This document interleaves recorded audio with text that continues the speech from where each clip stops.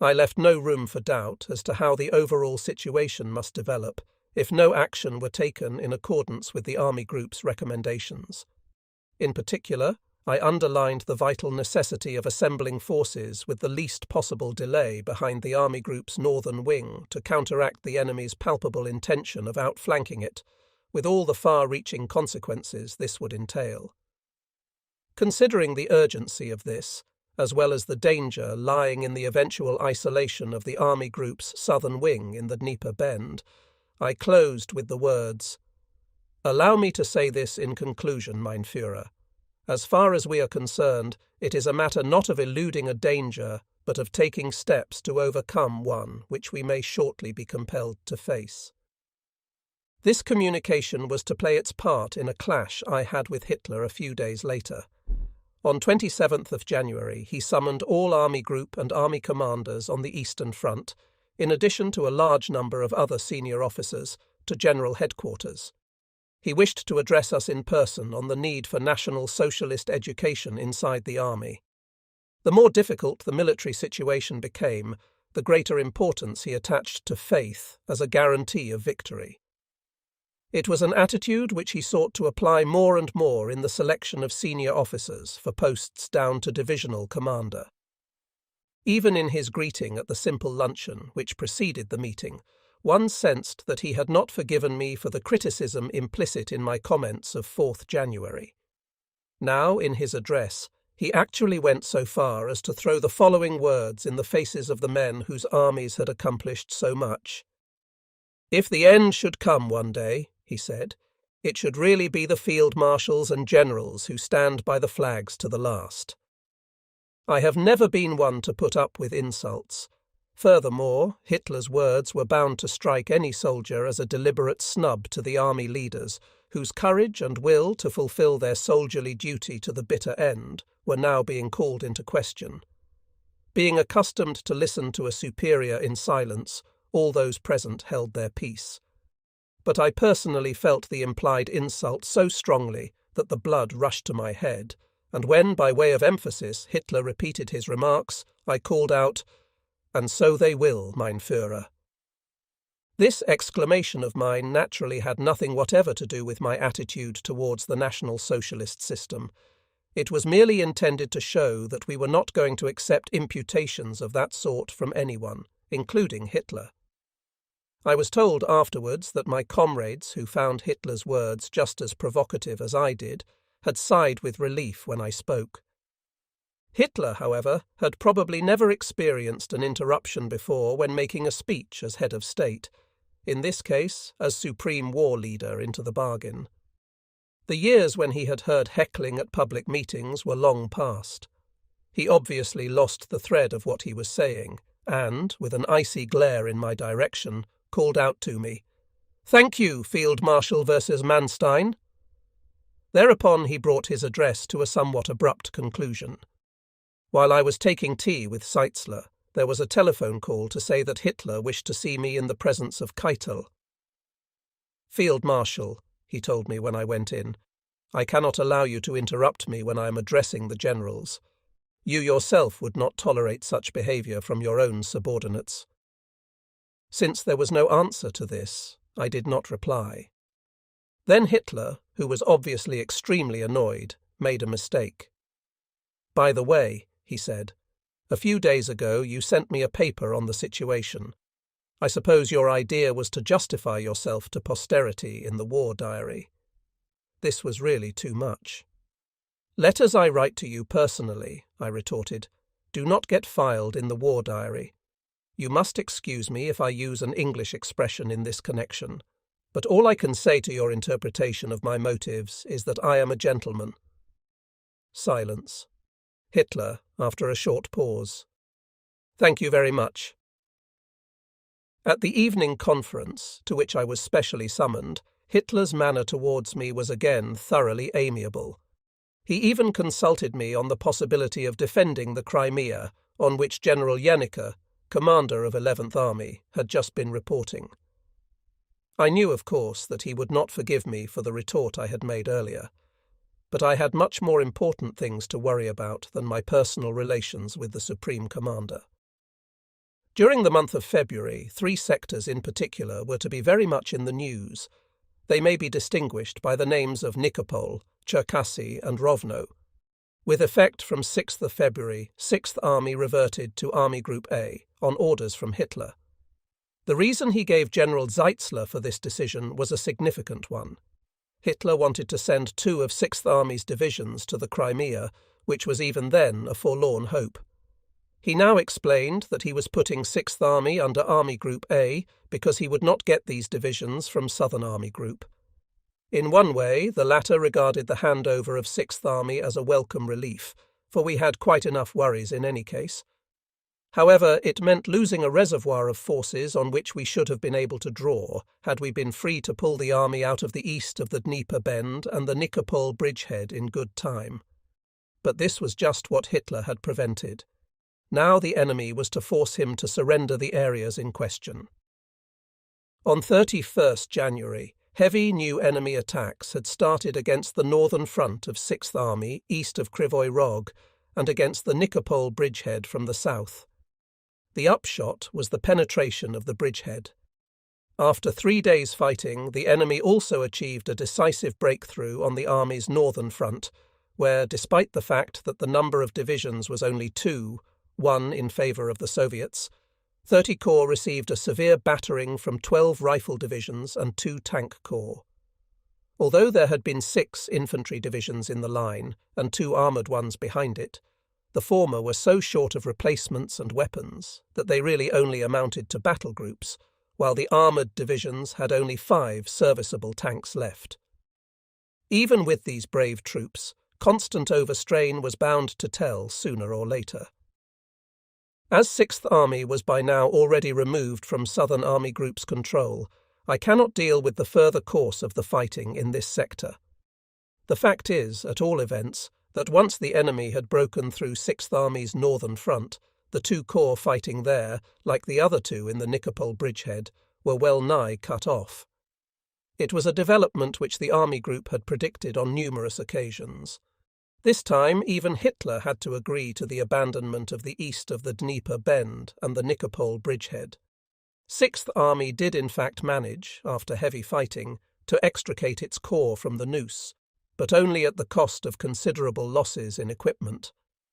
Had this bastion been given up at the proper time, it would not only have been possible to withdraw all the forces inside it in good order, but also to free divisions for the far more important northern wing of the Army Group.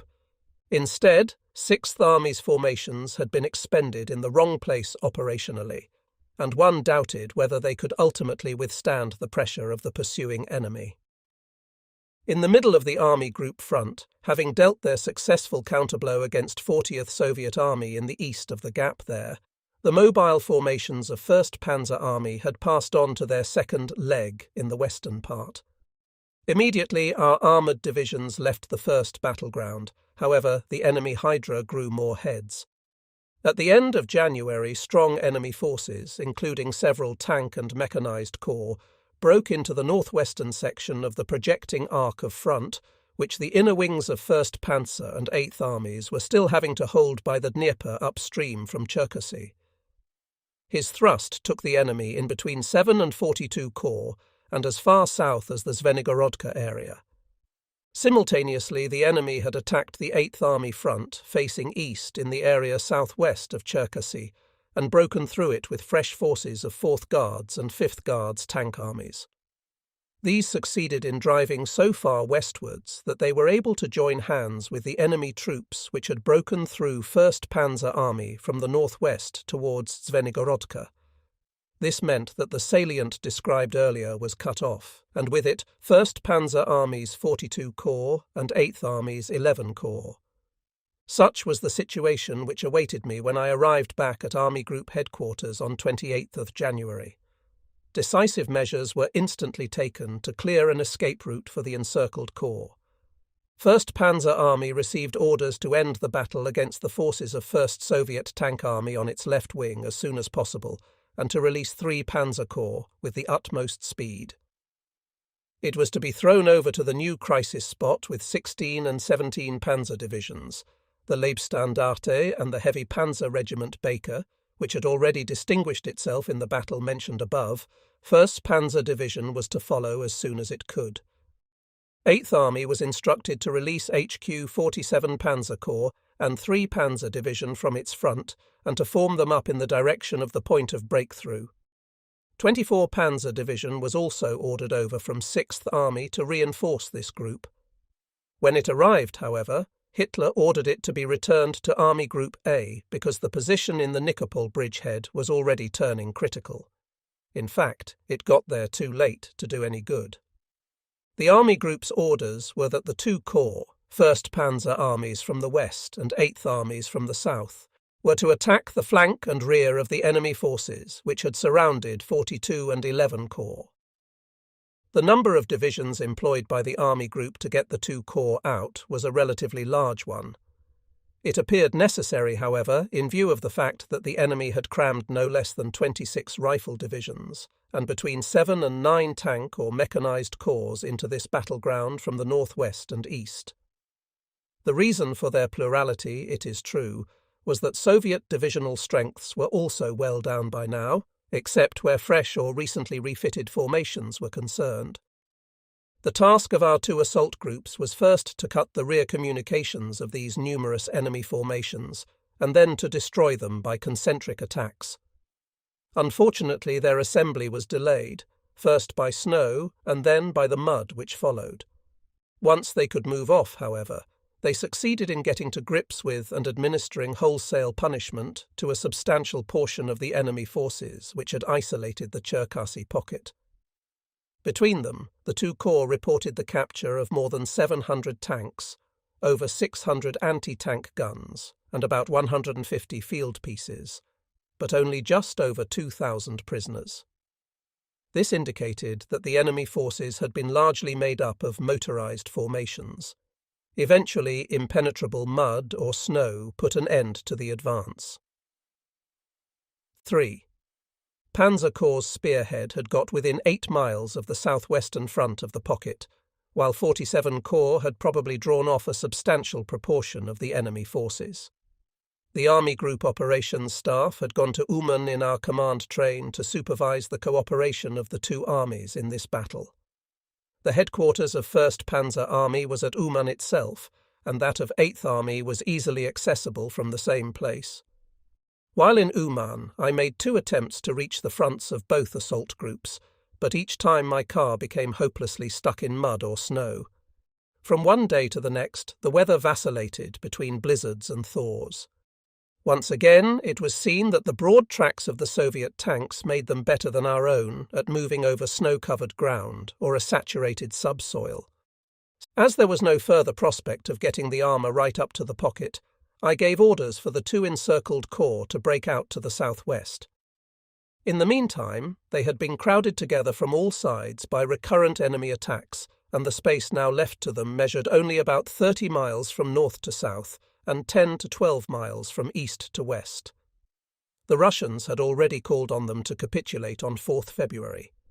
Under command of their commanding generals, Stemmermann and Lieb, the 2 corps commenced their breakout during the night of 16th to 17th February. As they set off towards 3 Panzer Corps, it made one last effort to get at least a few tanks through the bottomless mud to meet them.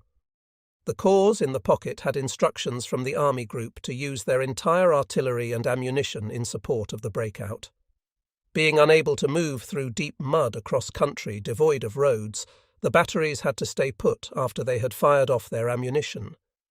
Rearguards equipped with a small number of guns covered the breakout against the enemy now moving in from the northeast and south.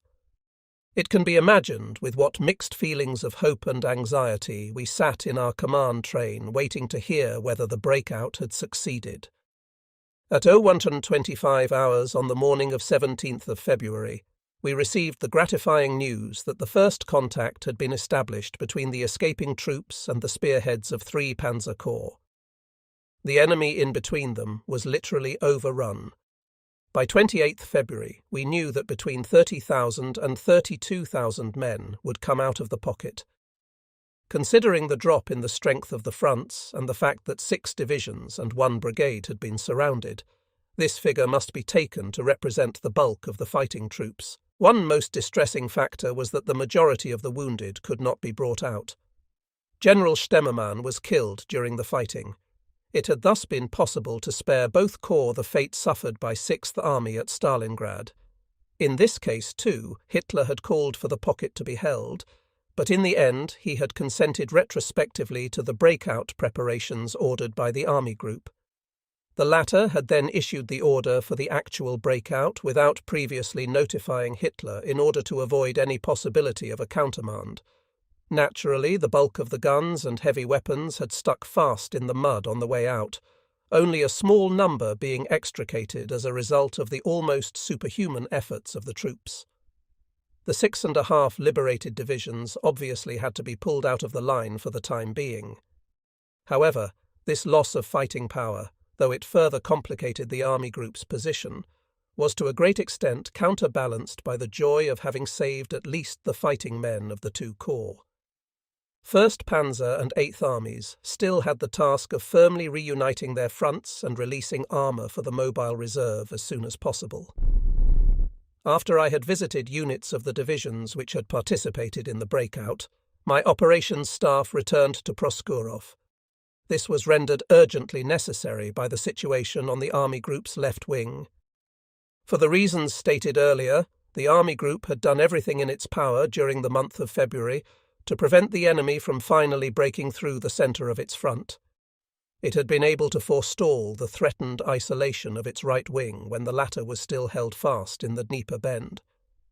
Thereupon it had been faced with the necessity of fetching the two encircled corps out of the Cherkasy pocket.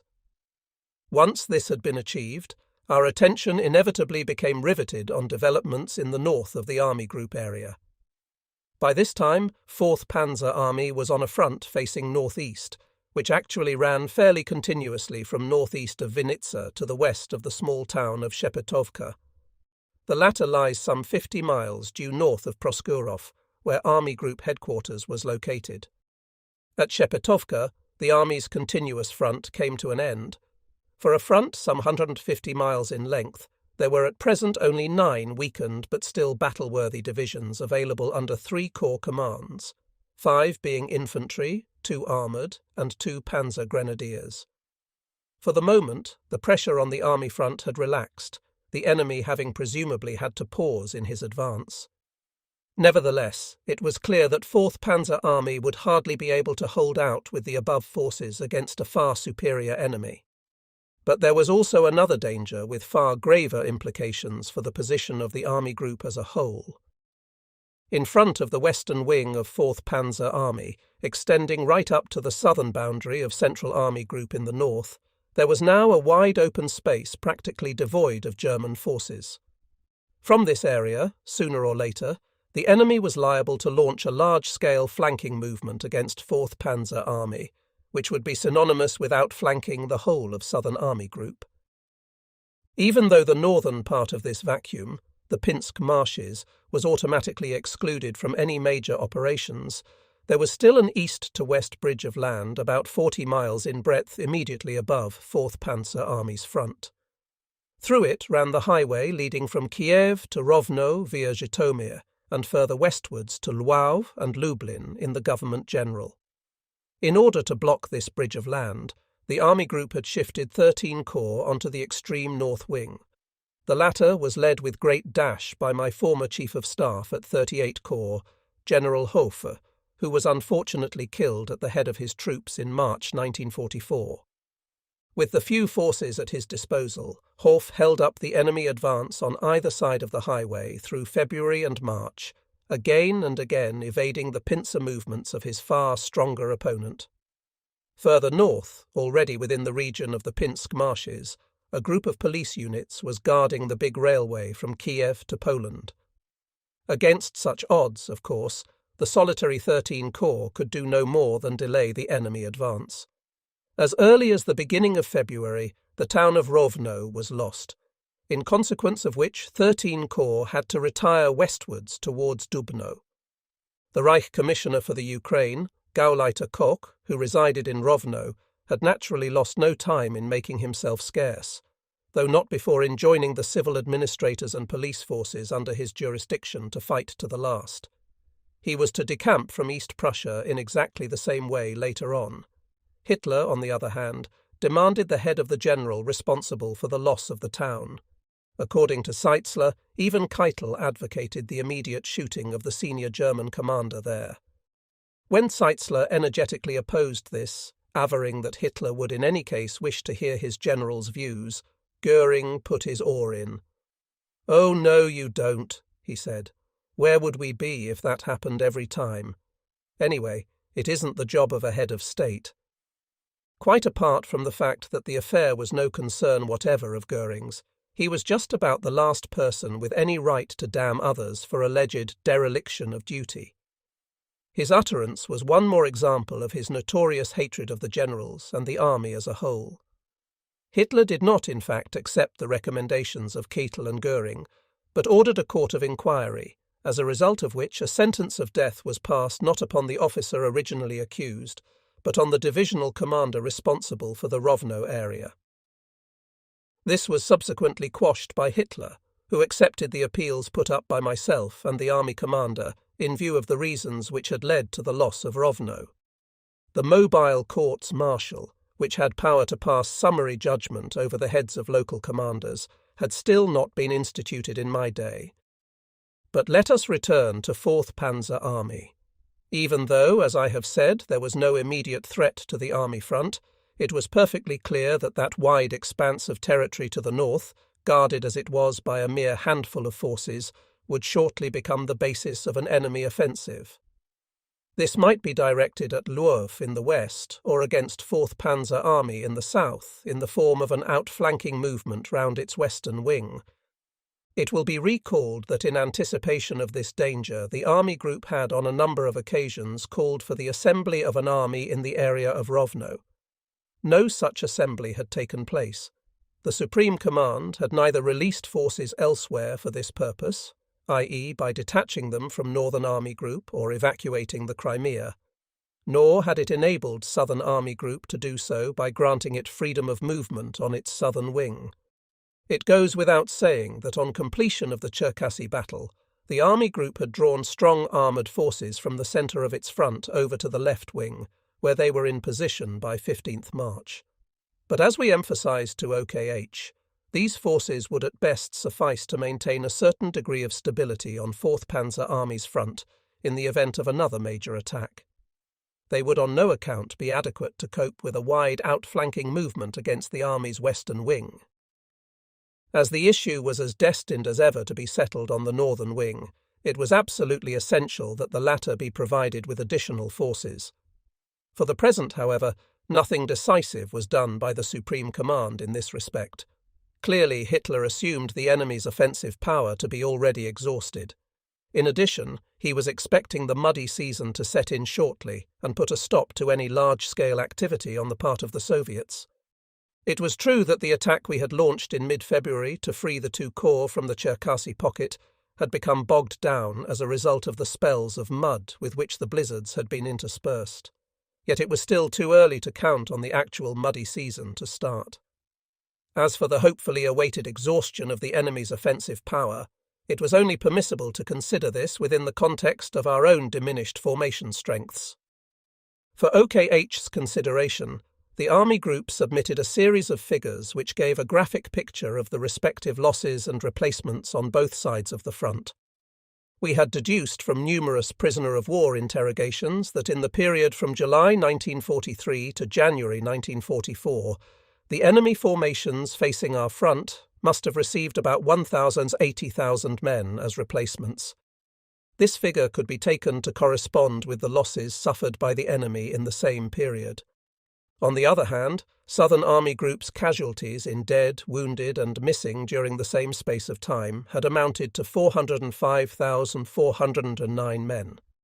The corresponding number of replacements in this case was 221,893. So, although the enemy's formations had suffered far more heavily than our own, and the combat value of his infantry in particular was declining at an ever-increasing rate, it was still evident from the figures in question that the ratio of forces had shifted very much to our disadvantage. The present position with armoured formations was that the Soviet tank corps in the line possessed an average of 50-100 tanks each, except for one isolated case in which there were only 20, as against a planned establishment of 200-250. In contrast to this, the average number of tanks which our own armoured divisions could send into action was at best just over 30. Only the armoured divisions recently sent to the Army Group were in any better shape, but with others the position was even worse. In all, the enemy opposite our front had received approximately 2,700 new tanks during the period under review, whereas we, and this included self-propelled assault guns, had had only 872. In producing these figures, we took no account of the large number of reserve formations at the enemy's disposal. A characteristic picture is offered by the following breakdown of data supplied by the armies under our command. There may, of course, have been occasional duplication, specifically in the case of knocked-out tanks. According to these returns, the enemy losses had been as follows. One thing these figures show is the extraordinarily high scale of equipment enjoyed by the Red Army even at that stage. The time was past when it had been compelled to throw masses of men into battle. On the other hand, the figures revealed a striking discrepancy between the number of prisoners taken and the amount of material captured or destroyed. Either the Soviets had often been able to avoid capture by abandoning their heavy weapons, which could possibly indicate a deterioration of battle morale, or they must have been suffering exceptionally bloody losses. As for Hitler's own attitude, in the light of the above figures, regarding the future conduct of operations and the possibility of a perilous turn of events on the Army Group's northern wing, a telephone conversation I had with General Zeitzler on 18th of February proved most informative. In pointing out the danger which could be foreseen on our northern wing, I had drawn attention to the ratio of forces, and mentioned that the figure in our own case was still unfavourable in comparison with the other army groups. I will now quote from a transcript of the conversation made by one of my staff officers, Zeitzler. "I've had another long talk to the Führer on that subject, as well as on the consequences involved, but got no change." Myself. "How does he envisage our future operations, then?" Zeitzler. "He says the Russians are bound to stop attacking some time. They have been attacking non-stop since last July and can't go on forever. So I said, 'Mein Führer, if you were a Russian now, what would you do?' 'Nothing at all,' he said. 'Well,' I told him, 'I should attack, and I should go for Lwów.' Hitler, however, obviously went on counting on exhaustion and the weather to put an end to the enemy's offensive operations. By May, as he had told me earlier, he would have new divisions at his disposal. Had he only put the personnel and equipment they required into our own battle-tested divisions, things might have turned out very differently. In March 1944, it was time to foot the bill for the Supreme Command's cardinal error of never having been willing to give anything up, either in the East itself or some other theatre, for the sake of being stronger than the enemy at the decisive spot.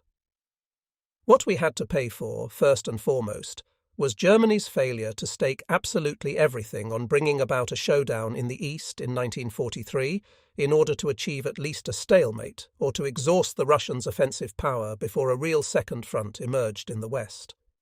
Then there was the mistake of having persisted to the very last in keeping the southern wing of the Eastern Front clamped down in bastions jutting far out to the east, first in the Donetsk Basin and the Kuban, and then in the Dnieper Bend and the Crimea, thereby offering the enemy every chance to cut these forces off.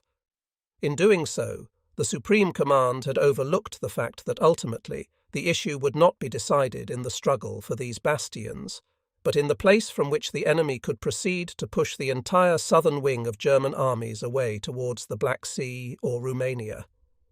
Ever since Citadel, this decisive spot had been the northern wing of Southern Army Group. Now it was too late. The crucial year of 1943 had slipped by without the achievement of so much as a stalemate. Whether this could ever be accomplished now depended on the outcome of the invasion, which would certainly come in 1944. But first, the account had to be settled on the southern wing of the Eastern Front. Hitler now proved to have been premature, to say the least, in voicing the hope at the end of February that the exhaustion of Soviet strength and the onset of the muddy season would halt the enemy offensive. It was perfectly true that, thanks to the spirit displayed by the German troops, the enemy's hard-won gains had cost him extraordinary sacrifices.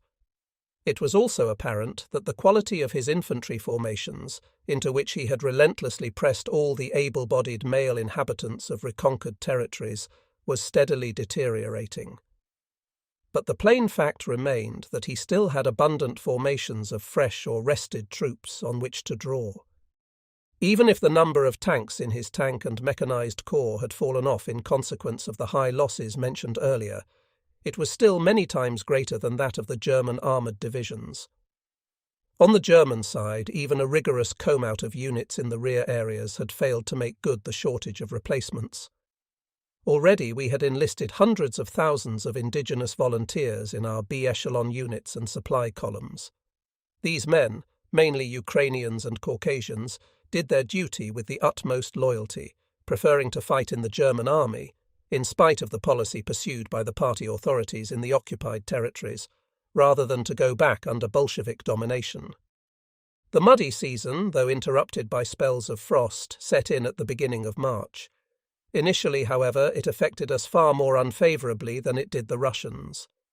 It has already been remarked that the Soviet tanks were more mobile than ours in snow and mud, thanks to their wider tracks. At the same time, however, enormous numbers of American trucks made their appearance on the enemy side, as they were still able to drive over open country when our own were already tied to the few firm roads. The enemy was also able to move the infantry element of his tank and mechanized corps quickly. In addition, the worse the mud became, the more the lack of tractors was felt on the German side. Consequently, our mobile formations could only be moved long distances at the cost of considerable delays, and tended to get the worst of the struggle against a more mobile opponent. Until such time as mud put a temporary stop to the enemy's offensive operations, and also for the later period when the struggle could be resumed, the army group was faced with the necessity of preserving a strong northern wing.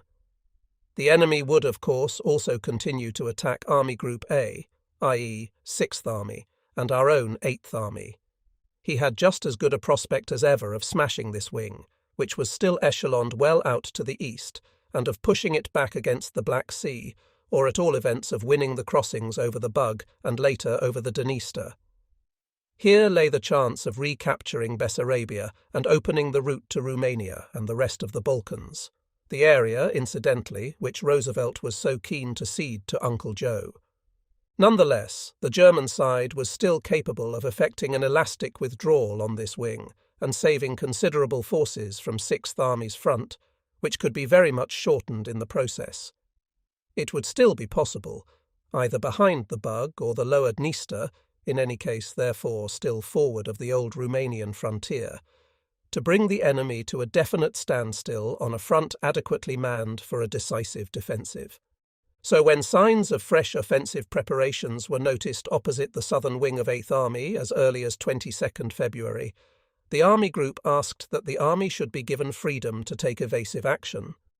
We were neither able nor inclined to supply this part of the front with forces which were far more urgently needed on the left wing of the Army Group. 8th Army's ability to adopt elastic tactics depended, of course, on whether its southern neighbour, 6th Army, which was echeloned even further to the east, could cooperate in the movement we suggested. This was our reason for seeking OKH's prior agreement. Not surprisingly, Hitler would not give it.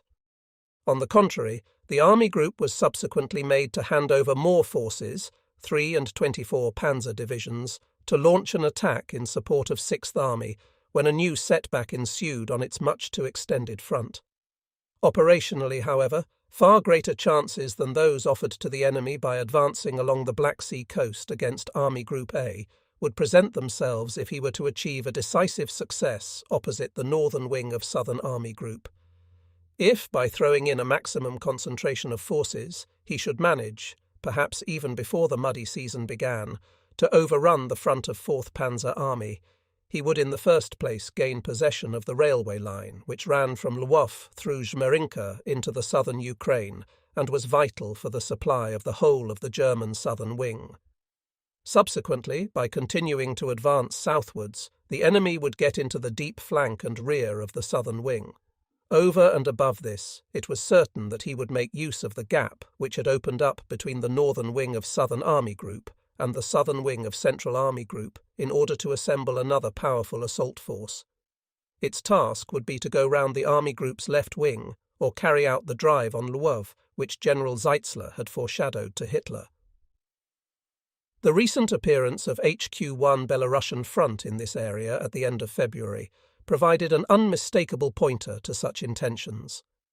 With its left wing outflanked in this way, the Army Group would inevitably be pushed away to the south, perhaps while still east of the Carpathians.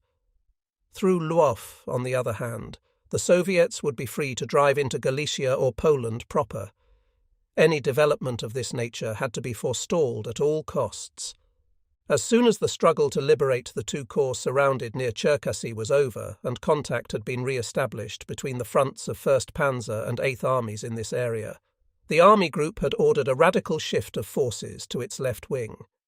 In the sectors of 1st Panzer and 8th Armies, HQ-3 Panzer Corps was released with 1, 11 and 16 Panzer divisions. They were to be followed as early as possible by 17 Panzer and the Artillery Division to an assembly area around Proskurov, behind 4th Panzer Army. Also transferred to the latter from the above-named armies were 7 Panzer Division, the Leibstandarte, and a battalion of heavy tanks, 305. 4th Panzer Army was to assemble these latter formations around Tarnopol under HQ-48 Panzer Corps. While 3 Panzer Corps' task would be to foil an enemy breakthrough on the front north of Proskurov, 48 Panzer Corps was to prevent an envelopment of the western wing by way of Tarnopol. 3 infantry divisions granted by OKH, 68, 357 and 359, were also moved into 4th Panzer Army's area. The disengagement of these divisions from the fronts of their parent armies naturally took time. On top of that, the state of the roads and transport no longer permitted any rapid moves. As a result, they could not reach their appointed destinations before the middle of March. At the beginning of that month, the Army Group also ordered its army areas to be extended over towards the left wing. The object here was to enable 4th Panzer Army to take charge of the area now acquiring special importance between Tarnopol and Dubno. The army handed over its present front, which ended at Shepetovka, to 1st Panzer Army and assumed command in the area from east of Tarnopol to Dubno. The only forces available there at the time, however, were 48 Panzer Corps, which was busy assembling around Tarnopol, 13 Corps, which was in action around Dubno, and a group of police units at Kovel.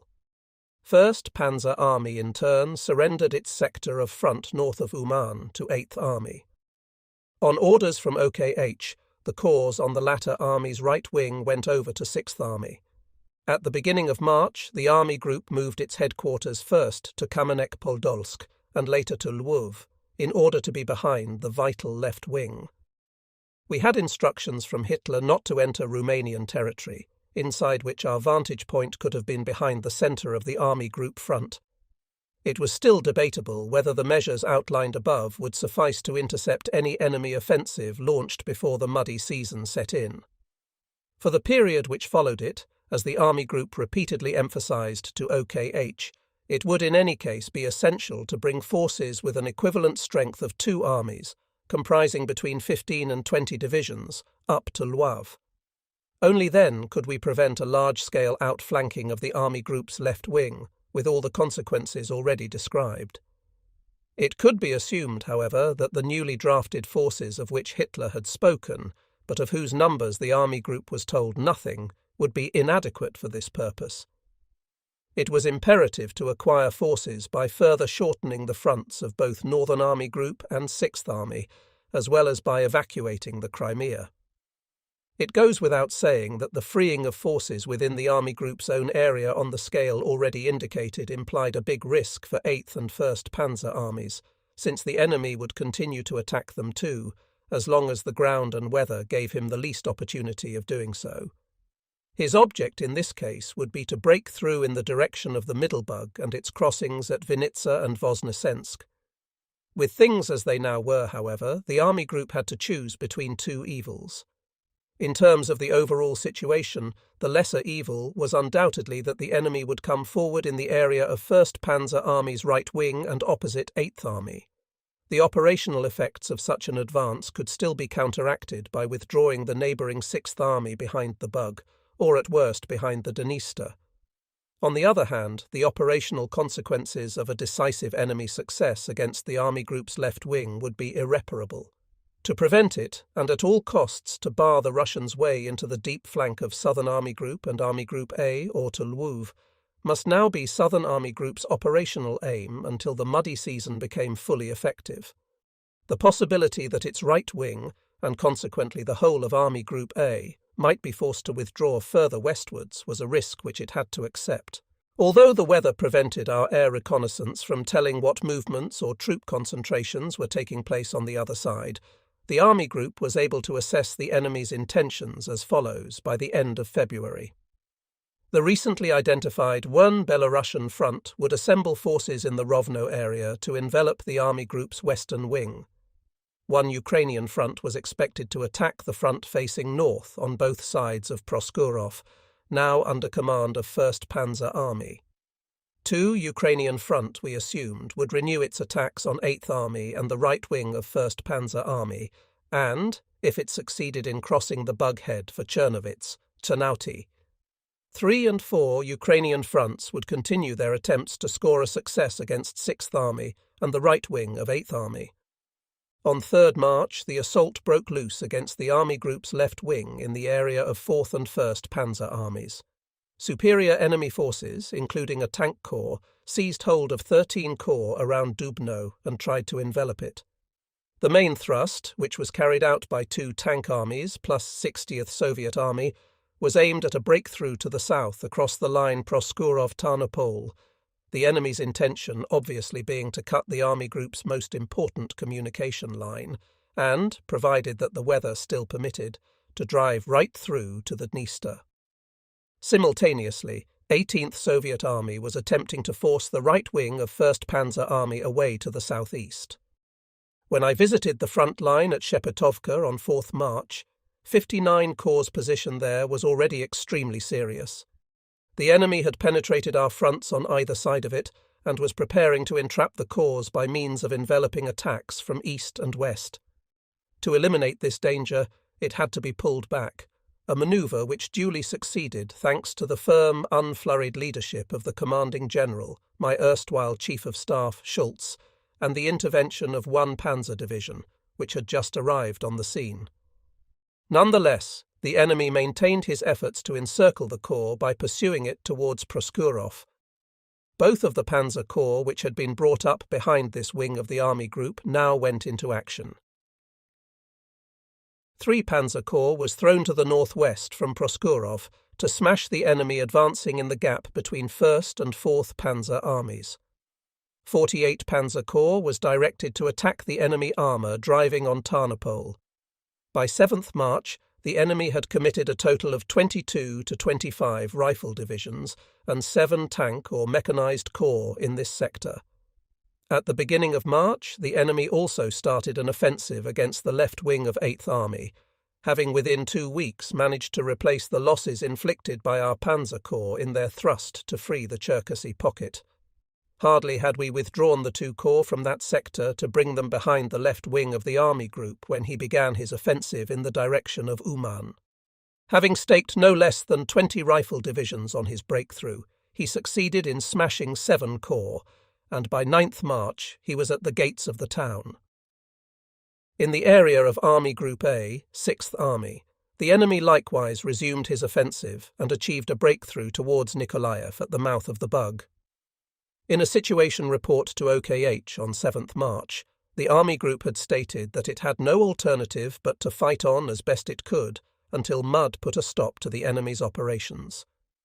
At the same time, however, It had emphasized the decisive importance of having sufficient forces available in the Tarnopol-Lukluwu area at the end of the muddy season to prevent a breakthrough towards the last-named town, or to drive into the enemy's flank if he should try to advance southwards from Tarnopol. The Army Group's prime consideration just now, therefore, must be to fight for time and to do its utmost, even at the cost of giving up further ground, to keep its formations in fighting trim until the mud forced the enemy to call off his attacks. Unfortunately, a great deal of time was to elapse before then. At this stage of operations, Hitler thought he had found a new means of bringing the enemy's advance to a standstill. Henceforth, places which had acquired tactical significance as nodal points of road or rail traffic were to be declared strongholds. Each was allotted an ad hoc commander, or Kampfkommandant, who was in honour bound to defend the locality in question and answered for it with his head. The armies in whose sectors Hitler had personally selected such strongholds were responsible for stocking them up at an early date and providing adequate garrisons. Hitler assumed that by blocking important roads or diverting Soviet forces, these places would serve to delay the advance. In fact, it was clear from the outset that they would achieve no such thing. In practice, they required more troops to defend them than was worth devoting to their retention. Since strongholds without proper fortifications or adequate garrisons must inevitably fall to the enemy sooner or later without fulfilling their intended purpose, the Army Group in every case but one contrived to get them abandoned before they were hopelessly surrounded. The exception was Tarnopol, where in the end only remnants of the garrison were able to break out. Later in 1944, this method of Hitler's led to considerable losses. In line with its policy of fighting for time and preserving the armies from encirclement, the Army Group on the 10th March had to order 8th Army to move back after the enemy had broken through the front on its left wing. 2 days later, for the same reason, the right wing of 1st Panzer Army was withdrawn behind the Bug. On its left wing, 1st Panzer Army had to go on fighting in the Proskurov area so as to restore contact with 4th Panzer Army and relieve the pressure on its right wing. 4th Panzer Army's task was to prevent the enemy armour east of Tarnopol from breaking through to the Dniester in the south and forcing 1st Panzer Army away to the southeast. At the same time, by throwing in the OKH divisions mentioned earlier, it was to clear the lines of communication from Lwów via Tarnopol to Proskurov. From now on, however, things moved increasingly fast. By 15th March, the enemy succeeded in almost completely destroying the left wing of 8th Army, causing a broad gap to appear between Uman and 1st Panzer Army at Vinitsa. Continuing his southwesterly advance, he was able to get the leading elements of 5 armies, including an armoured one, across the Bug in 8th Army's area.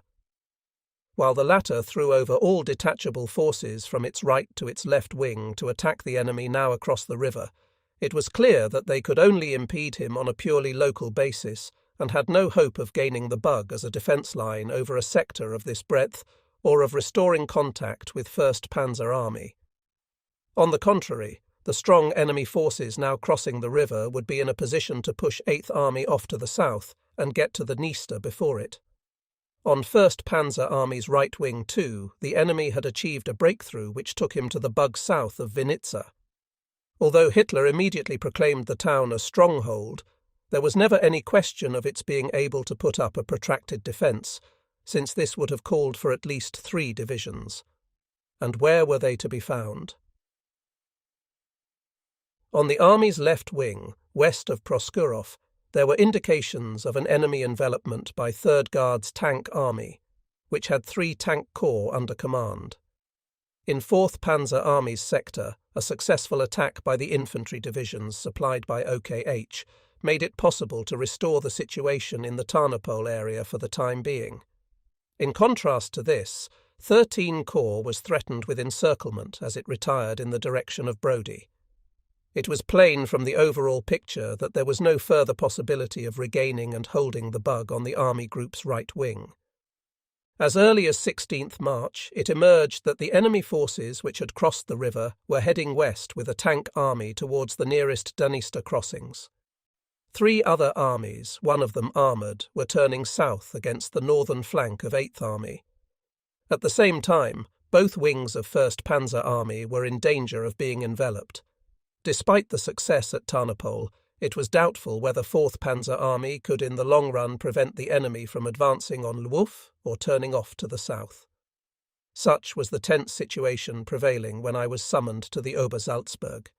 A few days previously, Hitler's military assistant, General Schmundt, had been out to see me to obtain my signature to a rather curious document.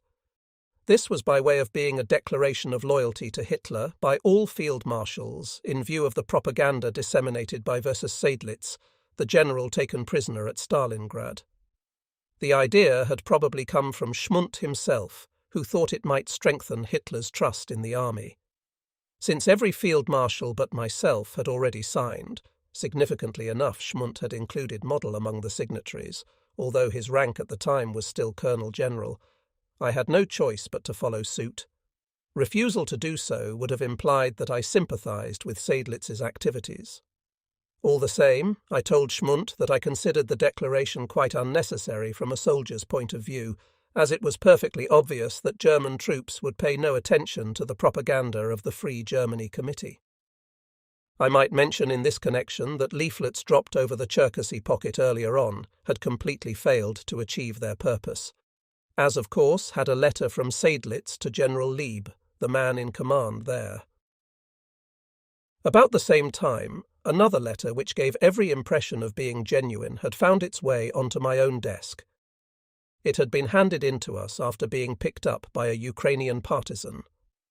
While there had been hardly any sign of partisans in the eastern Ukraine, where the administration was solely in the hands of the German military authorities, the movement was all the more active in the western parts of that territory. One reason for this was that the large forests provided partisan groups with safe hideouts and made it easier for them to attack roads and railways. The other, however, was that the rule of Reich Commissioner Koch had driven the population straight into their arms. There were, by the way, 3 different categories of partisans. The Soviet variety fought against the Germans and terrorized the peaceful population. The Ukrainians fought the Soviet partisans, but usually released any Germans after first disarming them. Finally, there were bands of Polish partisans who fought both Germans and Ukrainians. This largely applied in the Lwów district, which was already in Galicia. Here the urban population was largely Polish and the rural communities mainly Ukrainian. The Lwów area, unlike the rest of the government general, was wisely administered. While giving preferential treatment to the Ukrainians, the man responsible, District Commissioner Wechter, still protected the interests of the Polish minority. Ultimately, he was able to raise a complete division of Ukrainian volunteers. Author. On 19th March, the document I mentioned above was ceremoniously handed over to Hitler by Field Marshal versus Rundstedt in the presence of numerous senior members of the 3 armed services. Hitler appeared deeply moved by the occasion. Yet how little it really accorded with a soldier's code of values. In view of Hitler's negative response to all my recommendations in the past, and his persistent refusals to recognize irrevocable necessities, this call for a demonstration of loyalty makes it pertinent to ask why I still remained at my post. As regards the more general implications of this question, I can only say that it was not granted to me, as one who had for several years past been engrossed in arduous duties at the front, to perceive Hitler's true nature or the moral deterioration of the regime to the extent to which we can obviously do today. Rumours of the kind that circulated at home hardly penetrated to the front, perhaps least of all to ourselves. The anxieties and problems which the fighting brought us left little time for reflection on matters of wider interest. In this respect, our position was entirely different from that of soldiers or politicians in Germany or occupied territories where no fighting was taking place. In the military sphere, however, I could not overlook the faults of Hitler's leadership. My grounds for not believing it possible to remove him by violent means in wartime have already been stated. As for the reasons which impelled me to remain at my post, I often used to wish that I could leave it. On many an occasion, when Hitler refused to accept my recommendations or tried to meddle in the affairs of my headquarters, I had told the Chief of the General Staff that he, Hitler, had better find someone else to take over Southern Army Group. But apart from the pleas of my immediate staff, what always dissuaded me from resigning my command was not the desire, so often advanced as a motive in such cases, to prevent worse things from happening. It was rather the conviction that no other headquarters but ours would be capable of mastering the tasks which confronted a commander in our decisive sector of the front. My departure would have meant more than a change in the person of the Army Group commander. Something told me that I had no right to leave my troops in the lurch, unless, of course, some impending disaster compelled me to tender my resignation as a last resort in order to force Hitler's hand.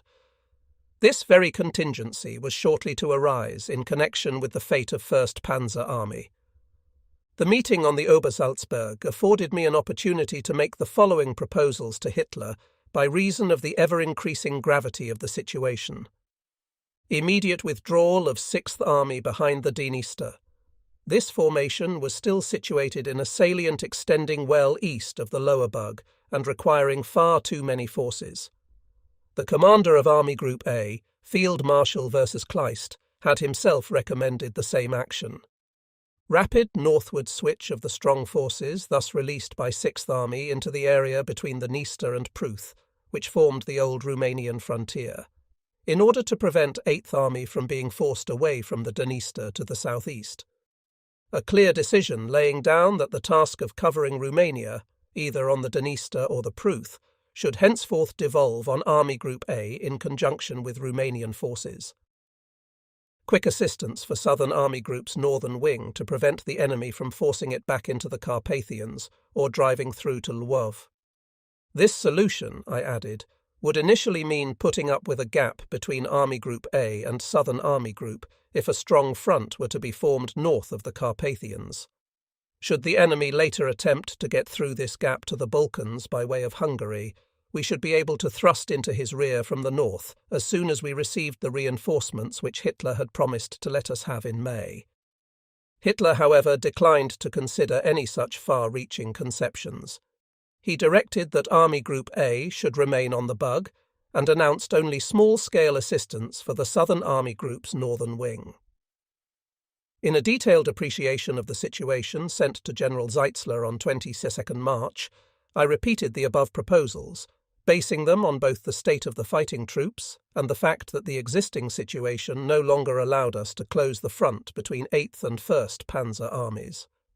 It was of the utmost importance, I said, that Army Group A, which must now take 8th Army under command, should cover Romania while Southern Army Group prevented an enemy advance westwards in the area north of the Carpathians. To this end, it was essential that 4th Panzer Army should be able to hold its present positions, which meant that it must at all costs be reinforced. First, Panzer Army's main commitment must be to link up with 4th Panzer Army again and prevent itself from being pushed away to the south.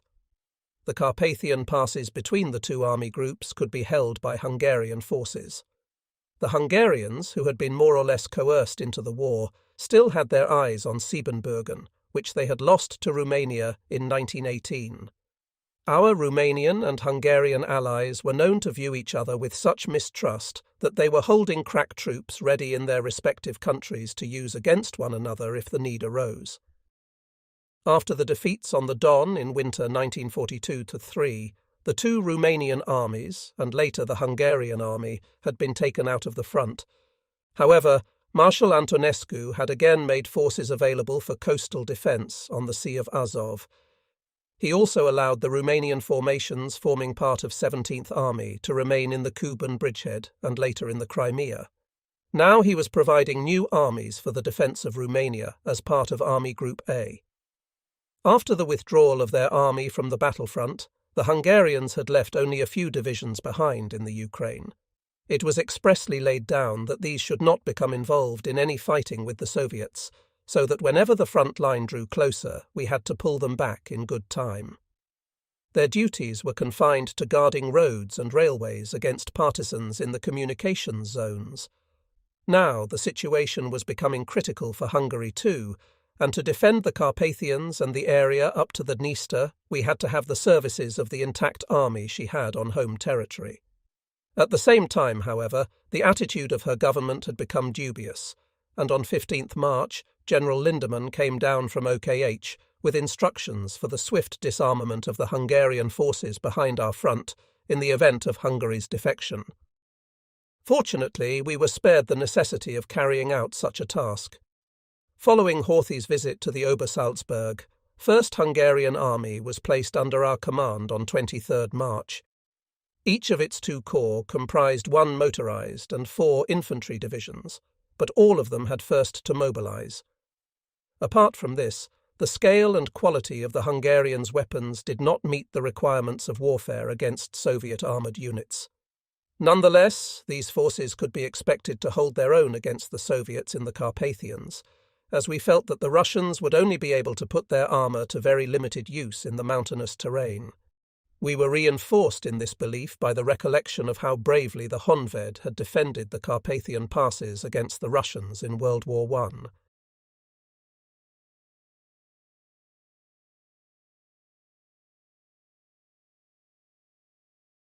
Everything would depend, of course, on energetic leadership on the Hungarian side. In this connection, we were not encouraged by a visit paid to us on 28th March by General Lakatos, who, as far as I remember, was then Chief of Staff or Minister for War, and the commander of 1st Hungarian Army. All these 2 men did in response to our demands was to plead the unpreparedness of their troops, in March 1944 of all times, and their shortage of anti-tank weapons. We could not escape the impression that certain highly placed circles in the Hungarian army were not disposed to defend the frontiers of their homeland with any real vigour. What could they possibly be expecting of the Russians? It had already been clear from the evening situation report sent through to me at the Obersalzberg on 19th March that the situation of Southern Army Group had taken a further turn for the worse. It appeared that 8th Army, in spite of having thrown all available armour onto its left wing, would no longer be able to prevent the latter from being outflanked to the west and forced away in a southerly direction. Since Hitler would not agree to the solution we had suggested, i.e. that of throwing forces over to this spot from 6th Army simultaneously with a withdrawal of the latter, all we could do was to try to persuade Marshal Antonescu to place forces at our disposal even at this early stage in order to prolong 8th Army's front to the northwest. In point of fact, the Marshal had only envisaged using them to defend the Pruth.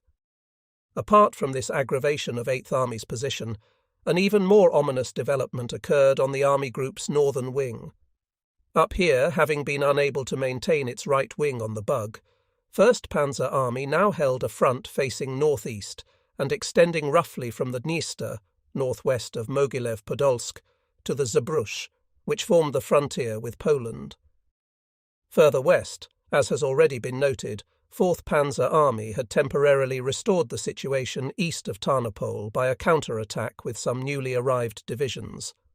On 20th March, however, after committing 2 tank armies, 1st and 4th, for this purpose, the enemy had achieved a breakthrough on both sides of the inter-army boundary and headed southwards in the direction of the upper Dniester.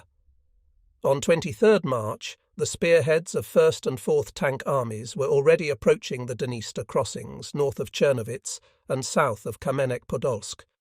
This put the enemy squarely across 1st Panzer Army's lines of communication. The moment the danger became apparent, the Army Group had ordered 1st Panzer Army to take its front back onto a shortened line in order to acquire forces with which to fight its rear free. The army had also been given control of a group from 4th Panzer Army commanded by General Maus, which had continued to stand like a solitary pillar in the rear of 1st Panzer Army after everything else in that area had been driven away by the 2 enemy armies. The task of General Maus's force was to halt the main body of the enemy behind the armoured spearheads, thereby cutting the latter off from their supplies. Obviously, these measures could not restore the situation on the Army Group's northern wing. Although, for the moment, the enemy had nothing but armour straddling the communications deep in 1st Panzer Army's rear, as a result of which its headquarters had already arranged for an airlift. There was every indication that the army would shortly be surrounded in the fullest sense of the word. If a front of any durability were still to be established north of the Carpathians, it was imperative that 1st Panzer Army be extricated forthwith. On 23rd March, the Army Group had asked OKH for the speedy provision of forces to free 1st Panzer Army's rear communications. These, we considered, could be released from Hungary, which had meanwhile been occupied. On 24th of March, we received an answer to the effect that 1st Panzer Army was not only to hold its present extended front, but also to prolong it as far as Tarnopol in the west, as well as to clear its communication zone of the enemy. Thereupon the Army Group reported at noon the same day that it would order 1st Panzer Army to break out to the west, if it did not receive a directive appropriate to its earlier request by 1500 hours. At 1600 hours, we received the Solomon-like reply that the Führer agreed to the fundamental idea of 1st Panzer Army's clearing its communications to the west, but still insisted that it should mainly continue to hold the present front between the Dniester and Tarnopol. Where the army was to find the forces to drive west and clear its communications zone of the enemy was quite beyond us. It was exactly the same as at Stalingrad in December 1942, when Hitler had likewise been ready to let 6th Army attempt to break out in the direction of 4th Panzer Army. In that case, too, he had demanded the simultaneous retention of the city, which simply meant that 6th Army could not assemble any forces for a breakout. When I rang up General Zeitzler to point out once again how utterly impossible Hitler's demand was, he replied that the latter just did not grasp the full gravity of the situation. Nevertheless, I still received a summons late that evening to report to General Headquarters the following day. Concurrently with this controversy, another was going on between myself and the commander of 1st Panzer Army, Colonel General Hube. Hube, a one-armed infantryman of World War I, took over this command from Colonel General Mackensen in October 1943, when the latter was given an army in Italy. Earlier on, he had commanded a panzer corps at Stalingrad. He was killed in an air crash in 1944. TR. While Hube agreed with us that 1st Panzer Army's situation had become untenable and that it must without fail evade the encirclement which now threatened it, he did not want it to break through to the west, but to be taken back southwards over the Dniester. This was certainly the easier course at that particular moment. If the army took the western route, it would have to fight its way to freedom against 2 Soviet tank armies, whereas at present it could escape across the Dniester without becoming involved in any really serious fighting.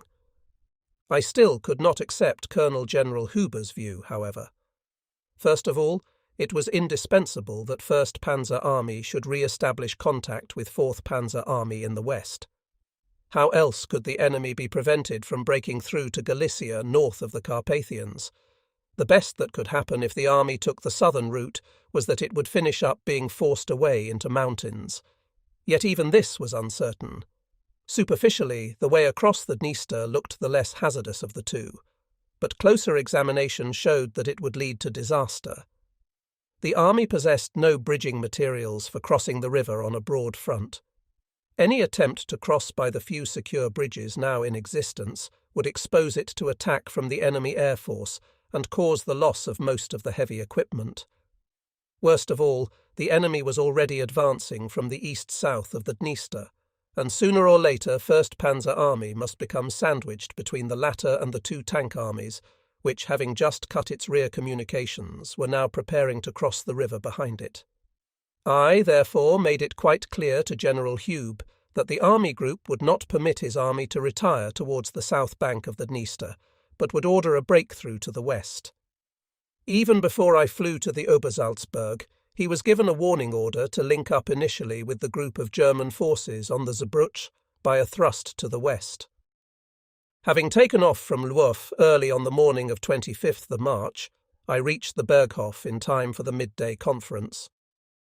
In describing 1st Panzer Army's situation to Hitler, I emphasized that its eastern and northern fronts were under strong enemy pressure, to which the long overtaxed divisions, particularly in view of the inadequacy of the airlift, would not be equal in the long run.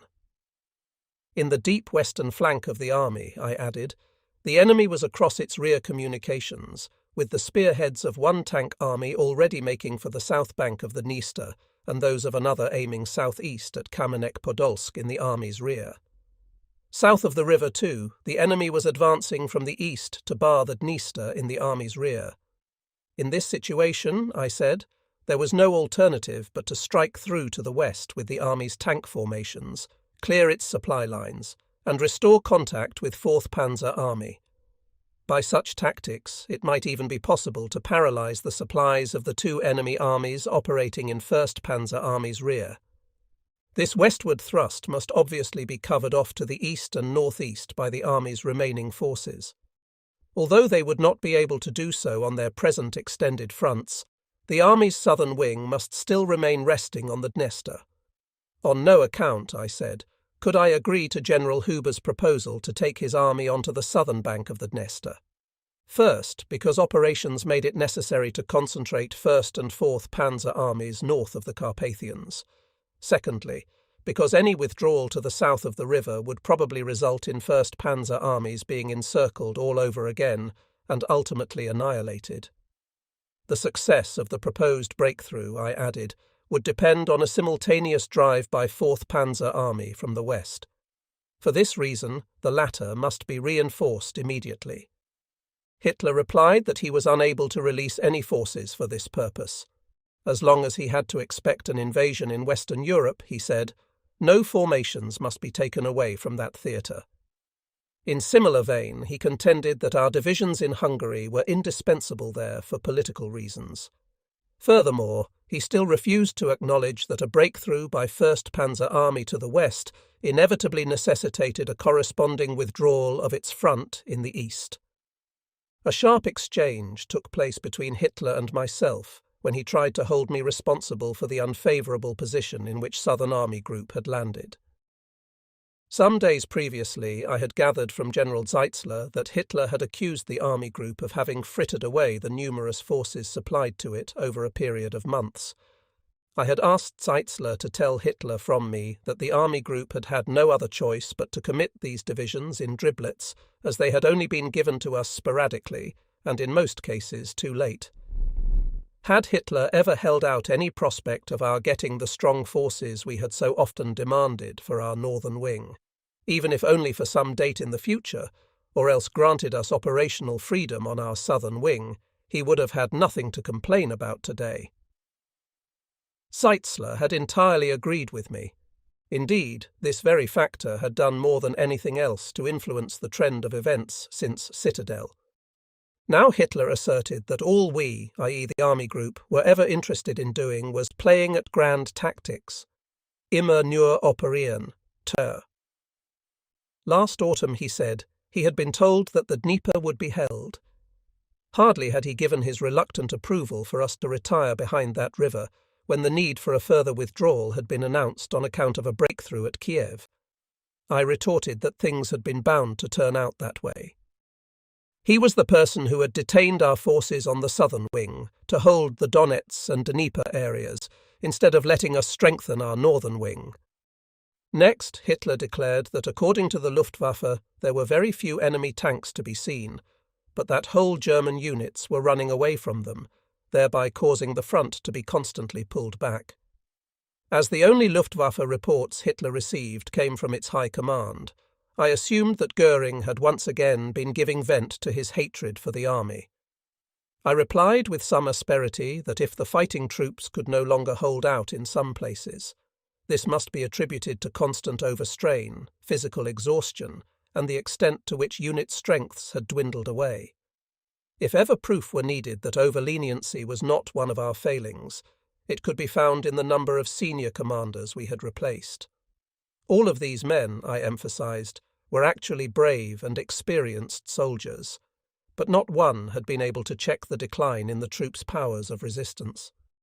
The fact that the two newly drafted divisions sent to 4th Panzer Army had now been overrun by enemy tanks was the result of inadequate training and deficient battle experience. This was another aspect which we had covered often enough in our reports. As there was nothing to be gained from all this wrangling, I sought to clinch matters by stating that I assumed we agreed on the need for 1st Panzer Army to concentrate its armour and break through to the west for the purpose both of regaining contact with 4th Panzer Army and of freeing its own communications at the rear. I also assumed, I said, that the balance of the Army's forces would be covering the operation to the north and east, though on what line they could do so would be seen later. The order to 1st Panzer Army, I insisted, must be issued by me that very same day. I reiterated that no success could be expected unless 4th Panzer Army were put in a position to drive towards 1st Panzer Army from the west. Hitler, however, again rejected this demand and ordered a resumption of the talks at the evening conference. Despite the sharpness of our disagreements, by the way, he had maintained the normal courtesies throughout. After leaving the familiar conference room with its glorious outlook towards Salzburg, I sent a message into General Schmundt that I should like to speak to him outside. I asked him to inform Hitler that I considered it futile to remain in command of the army group unless he accepted my recommendations. If he could not see his way to approving my actions, I said, I wished the command of Southern Army Group to be entrusted to somebody else. That afternoon, a telephone call from my Chief of Staff, General Busse, was put through to my quarters in Berchtesgaden. He informed me that General Hube had again made an urgent request for permission to head south across the Dniester instead of breaking through to the west. In the evening, I was sent a further signal from the army describing the western breakthrough as impracticable and insisting that the correct solution was to head southwards. General Busse, who had already sent a negative reply to the first request, now asked for my final decision. I directed that the breakthrough be carried out as ordered. When I appeared at the evening conference, Hitler's mood had completely changed. His opening words were approximately these: I have been thinking the matter over again and agree with your plan to make 1st Panzer Army fight its way through to the west. I have also decided, with great reluctance, to provide an SS Panzer Corps of 9 and 10 SS Panzer divisions, which we have just set up in the west, plus 100 light and 367 infantry division, for 4th Panzer Army's proposed assault group. I reported that I had meanwhile turned down a fresh request from General Hube to break out to the south, and had insisted that his army must drive west. I said I thought the thrust would succeed because the two enemy tank armies appeared to be scattering their forces in the direction of the Dniester crossings. After this, my operations officer, Lieutenant Colonel Schulze-Büttger, read out the text of my operation order to 1st Panzer Army. In view of the unexpected change in Hitler's attitude, I followed up with one or two ideas of my own on the future conduct of operations. Southern Army Group's task, I said, must be to erect a stable front between the Carpathians and the Pripyat marshes, and in this connection we had ordered 1st Hungarian Army to assemble in the area of Strij to guard the hilly country between the mountain range and the upper Dniester. 8th Army, I went on, must henceforth be under command of Army Group A, to whose lot it would fall to protect Romania. As for the gap between the two army groups, this was something we must provisionally accept. It could be sealed off at the Carpathian passes by the forces still in Hungary. I then made the suggestion that a unified command should be constituted to cover all forces on the southern wing, including the Allied armies. Having regard to the defence of Romania, I felt it might be advisable to bring in Marshal Antonescu in conjunction with a German Chief of Staff. Hitler, however, did not take this up, merely expressing the opinion that the Marshal would refuse for political reasons. Following this talk, which, in contrast to that held at midday, had proceeded most harmoniously, Hitler came out with us into the anteroom to inquire whether there was a meal laid on for us. With every sign of satisfaction, he read me a Turkish press comment that Germany had not acted a moment too soon in Hungary, where, it said, things had gone much further than most people supposed. Early on 26th of March, I flew back to the Army Group. 8th Army had meanwhile passed under command of Army Group A. The next day I visited 4th Panzer Army to discuss the thrust it would be delivering towards 1st Panzer Army with the new forces promised by Hitler. General Raus was confident that he would make contact with the other army, although he was not entirely happy about things on his own front. Tarnopol, having previously been declared a stronghold by Hitler, was surrounded. On the left wing of the army, a similar fate threatened 13 corps at Brody, but this it managed to elude. Now that Hitler had given in to our demands, however, we could confidently expect to get 1st Panzer Army out and concentrate it with 4th Panzer Army north of the Carpathians. But although my success at the Obersalzberg talks on 25th of March guaranteed the survival of 1st Panzer Army, it soon emerged that the pressure I had exerted on Hitler on that occasion had tired him of working with me any longer. The same applied in the case of Field Marshal versus Kleist, who arrived at the Obersalzberg 2 days after me to get some definite action taken about withdrawing his army group to the lower Dniester. On the morning of 30th of March, I was awakened with the startling news that Hitler's Condor aircraft, which had already picked up V. Kleist from his headquarters, would shortly land in Lwów to take the pair of us to the Obersalzberg. While I, Schulz-Büttger, and my ADC, Stahlberg, were awaiting its arrival on Lwów airfield, my chief of staff talked to Zeitzler on the telephone. The latter revealed that Hitler, as we had already guessed, was going to relieve both Kleist and myself of our commands.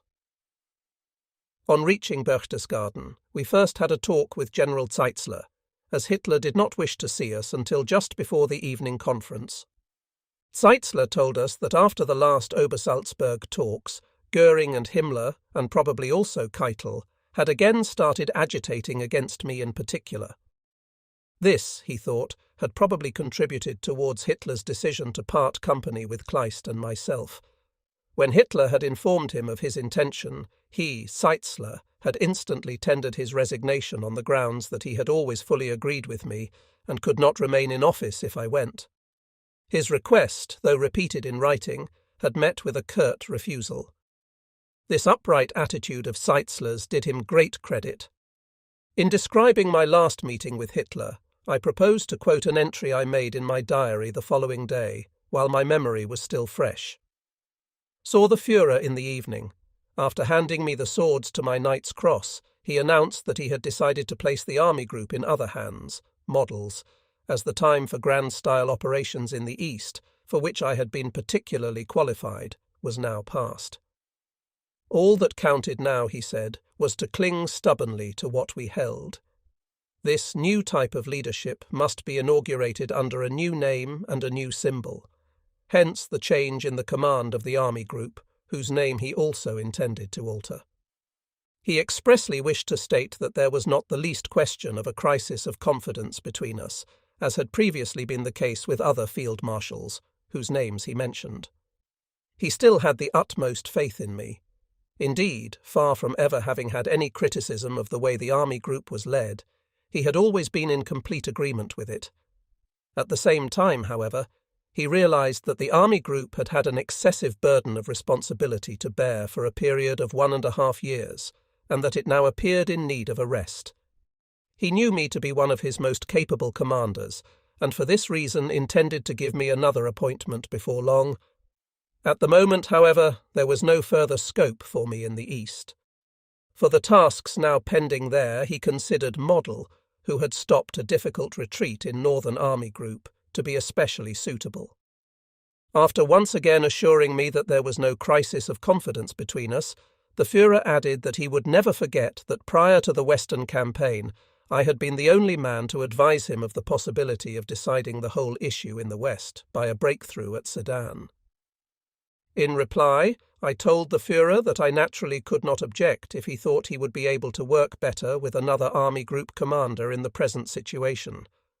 Furthermore, I did not think any great harm would be done by my handing over to Model now, as the decisions regarding the release of 1st Panzer Army had already been taken, partly by Hitler's decision to bring over the SS Panzer Corps from the west, and partly by my order to the army to fight its way out north of the Dniester. By and large, I said, this largely concluded what the army group had to do at the moment. Its only remaining commitment was to assist the fighting troops and give them moral support.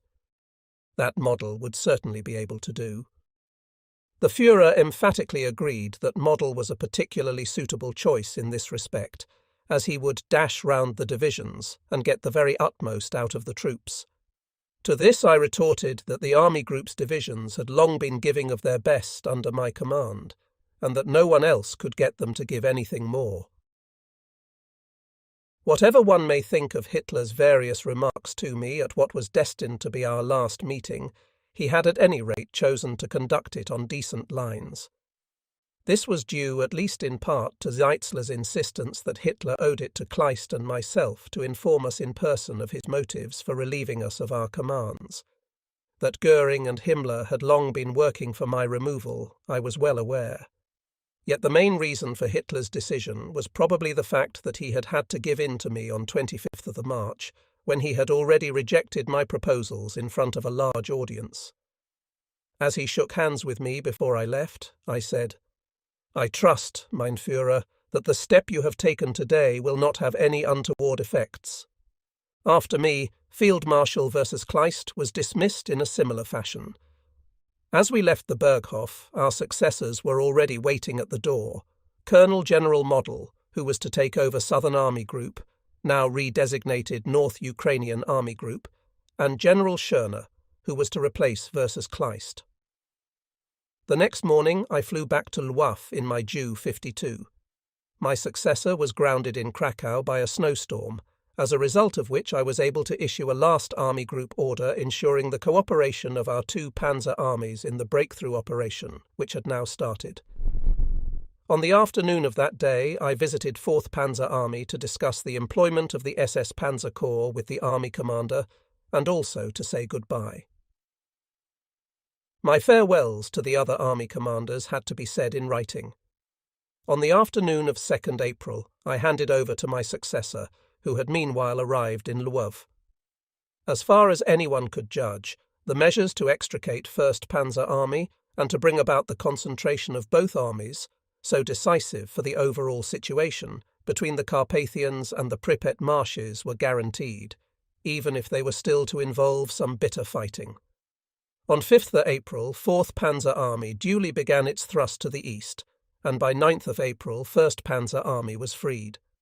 I still had to take leave of my staff, and was not alone in finding the parting a hard one. These comrades in arms had accompanied me through the victorious Crimean battles.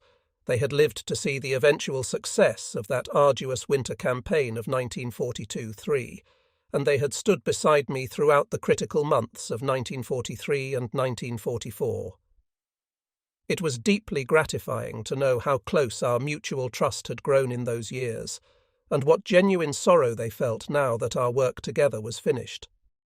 I feel entitled to say the same of the army commanders who had served under me. My staff were thunderstruck by my dismissal.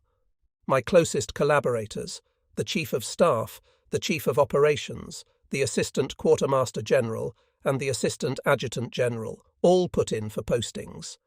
Their requests were duly granted, though General Busse had to stay on for some time to preserve the continuity. As far as I personally was concerned, my removal was a release from responsibility, which it had become increasingly difficult to bear under the conditions which I have described. What had weighed most heavily of all on my staff and myself, to say nothing of the commanders and staffs of our subordinate armies, was the perpetual struggle we had had to wage with the Supreme Command to get operational necessities recognized. Our repeated demands for the establishment of a clear focal point of effort at the decisive spot in this campaign, i.e., on the northern wing of the Army Group, and for operational freedom of movement in general, more particularly for our southern wing, were merely outward manifestations of the struggle. The basic issue was between two incompatible conceptions of strategy and grand tactics, Hitler's, which arose from the personal characteristics and opinions which have already been fully discussed in the chapter dealing with him as a supreme commander, and Pressen, that of Southern Army Group headquarters, which was based on the traditional principles and outlook of the German General Staff. On one side, we had the conceptions of a dictator who believed in the power of his will not only to nail down his armies wherever they might be, but even to hold the enemy at bay. The same dictator, however, who fought shy of risks because of their inherent threat to his prestige, and who, for all his talent, lacked the groundwork of real military ability. On the other side stood the views of military leaders who, by virtue of their education and training, still firmly believed that warfare was an art in which clarity of appreciation and boldness of decision constituted the essential elements. An art which could find success only in mobile operations, because it was only in these that the superiority of German leadership and German fighting troops could attain full effect. It is only fair to add, however, that recourse to the kind of operations which the army group had in mind would have compelled Hitler to accept considerable risks in other theatres of war and other sectors of the Eastern Front, as well as serious drawbacks in the political and economic spheres. Nonetheless, it would probably have been the only way to exhaust the Soviet Union's offensive power in 1943, and thus to pave the way to a political stalemate in the East. Even if the army group was largely unsuccessful in its struggle for a different operational policy, and therefore deceived in its belief that it could master the enemy, it still had one achievement to its credit. The enemy had not succeeded in encircling the whole southern wing, which the operational situation and his tremendous superiority offered him every prospect of doing. Southern Army Group, though bleeding from 1,000 wounds, had maintained itself in the field. The greatest satisfaction of all for my staff and myself was that in this unequal struggle with a far superior opponent, as indeed with a supreme command which would not recognize what was clearly foreseeable, we had still been able to prevent any forces under our command from suffering the fate of Stalingrad. At Cherkassy, and now with the 1st Panzer Army, it was still possible to deprive the enemy of the prey which he believed to have safely in his grasp. What made it hard for me to hand over my command was solely the fact that I could no longer be of assistance to the troops who had always trusted in the army group's leadership. I left our headquarters in Lwów on 3rd of April 1944. All my faithful comrades had come to the station to see me off. The train had already begun moving when someone called out to me. It was my personal pilot, Lieutenant Langer, the man who had flown me safely through every imaginable kind of weather. Now he had volunteered for the fighter arm, in whose ranks he was soon to give his life. For me, his words were a last salute from my comrades. "Herr Feldmarschall," he cried, "today we took the Crimean Shield, our victory sign, off the aircraft. From Commander, 6th Army, Gumrak Station, 26th November 42, written by hand of officer. Field Marshal Viers Manstein, Commander, Don Army Group. Dear Field Marshal, I beg to acknowledge your signal of 24th November and to thank you for the help you propose giving. To assist you in forming an appreciation of my position, I am taking the liberty to report the following. When the large-scale Russian attacks on the Army's right and left-hand neighbours started on 19th November, both my flanks were exposed within 2 days and quickly penetrated by Soviet mobile forces. When our own mobile formations, 14 PES Corps, were pulled westwards across the Don, their spearheads ran into superior enemy forces west of the river. This put them in an extremely difficult situation, particularly as their movement was restricted by fuel shortage. Simultaneously, the enemy moved into the rear of 11 Corps, which in accordance with orders had fully maintained its positions towards the north. Since it was no longer possible to take any forces out of the front to ward off this danger, I was left with no alternative but to fold 11 Corps' left wing back to the south, and subsequently to have the Corps fall back initially into a bridgehead west of the Don, in order that the elements on that side of the river were not split off from the main body. While these measures were being carried out, an order was received from the Führer calling for an attack on Dobrinskaya with 14 Pizek's Corps' left wing. This order was overtaken by events and could not be complied with. Early on 22nd November 4th Corps, which had hitherto belonged to 4th Pest Army, came under my command. Its right wing was falling back from south to north through Buzinovka, which meant that the entire south and southwest flank was laid open. To prevent the Russians from marching unchecked through the army's rear towards Stalingrad, I had no choice but to pull forces out of the city and the front in the north. There was a possibility that these would arrive in time, whereas they would not do so if drawn from the area west of the Don. With the forces supplied by us from the Stalingrad front, 4 Corps succeeded in establishing a weak southern front with its western wing at Marinovka. This, however, was penetrated several times on 23rd November, and the outcome is still uncertain. On the afternoon of 23rd November, strong enemy armour, including 100 tanks alone, was identified in the area west of Marinovka. In the whole of the area between Marinovka and the Don, there were nothing but flimsy German protective screens. The way to Stalingrad lay open to the Russian tanks and motorized forces, as did that to the Don Bridge in the direction of Peskovatka. For the past 36 hours, I had received no orders or information from a higher level. In a few hours, I was liable to be confronted with the following situation. A. Either I must remain in position on my western and northern fronts, and very soon see the army front rolled up from behind, in which case I should formally be complying with the orders issued to me, or else. B. I must make the only possible decision and turn with all my might on the enemy who was about to stab the army from behind. In the latter event, clearly, the eastern and northern fronts can no longer be held, and it can only be a matter of breaking through to the southwest. In case of B, I should admittedly be doing justice to the situation, but should also, for the second time, be guilty of disobeying an order. In this difficult situation, I sent the Führer a signal asking for freedom to take such a final decision if it should become necessary. I wanted to have this authority in order to guard against issuing the only possible order in that situation too late.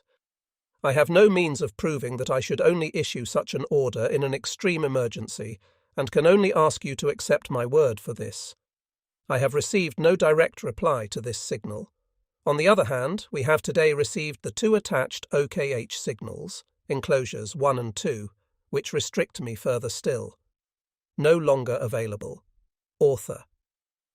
In this connection, I might note that both I and all my formation commanders are firmly resolved to hold out to the last.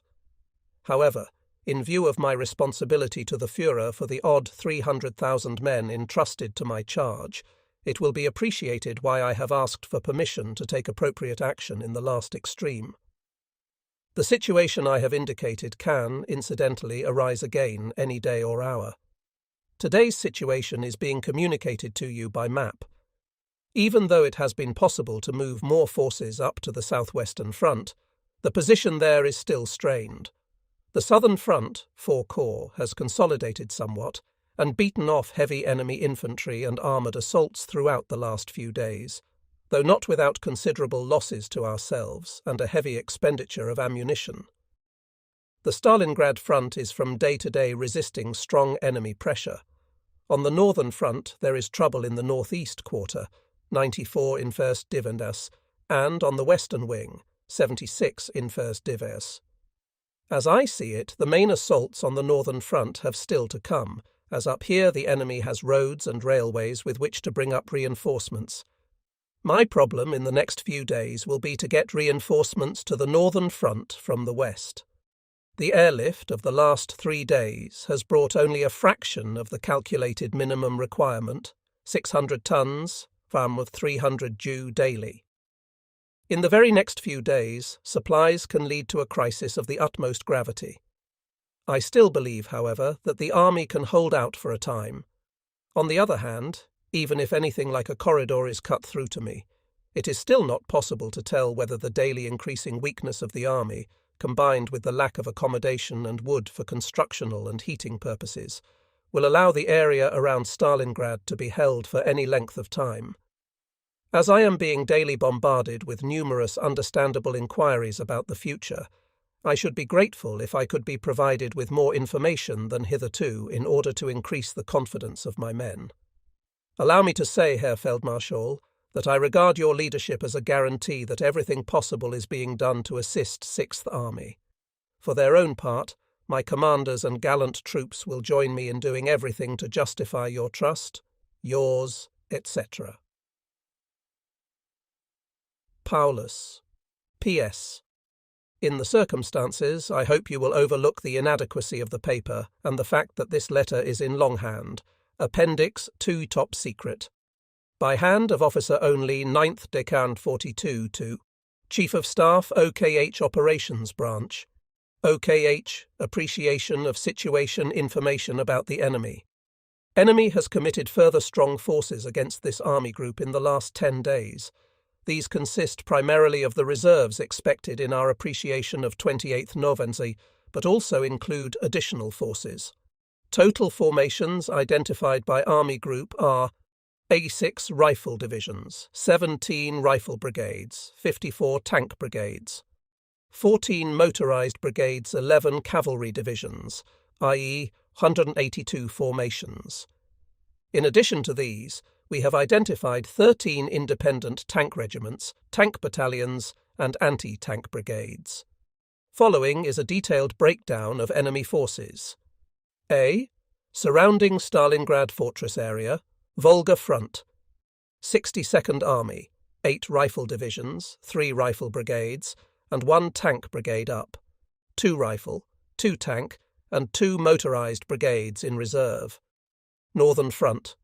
66th and 24th Armies, 17 rifle divisions and 1 motorized brigade up, 4 rifle and 4 tank brigades in reserve. Western Front. 65th and 21st Armies, 10 rifle divisions, 7 tank and 2 motorized brigades, 5 tank regiments and 1 anti-tank brigade up, 4 tank brigades in reserve. Southern Front. 57th and 64th Armies, 7 rifle divisions, 6 rifle, 6 tank and 6 motorized brigades, and 2 tank regiments up, apparently 2 rifle divisions, 2 rifle, 5 tank, and 1 motorized brigade and 5 motorized regiments in reserve. In the last 10 days, the enemy had attacked the northern, western and southern fronts in turn.